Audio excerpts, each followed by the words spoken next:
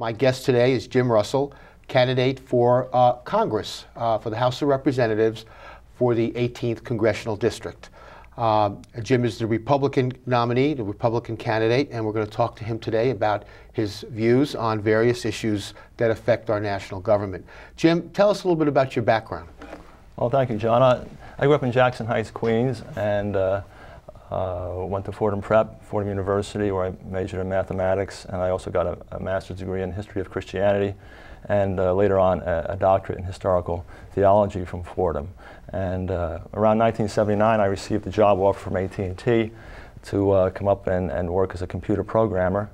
And so I moved to White Plains, where I lived for a while. And then in 1984, I got married, and in '87, we were expecting our first child, so we moved to Hawthorne, where I've lived since then.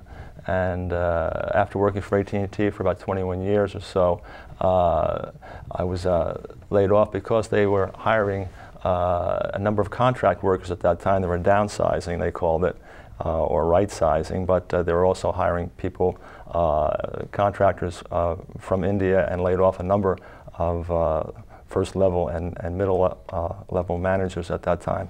So I left AT&T. I was fortunate that I was able to have a early retirement package at the time, and then I started a computer consulting business of my own. So you're a computer consultant now. Yes. That's what you're doing.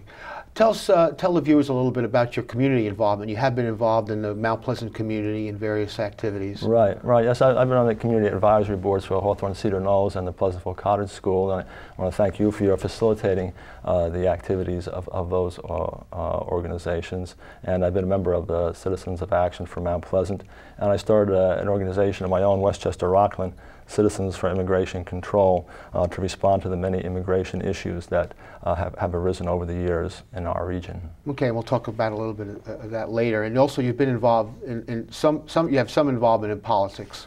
Right. I guess right, as soon as I registered to vote, I also wanted to become more active. So when I was living in Queens, I became a district leader in the Conservative Party there, and also a state leader. And since I've been here in Mount Pleasant since about 2000, I've been a Republican district leader.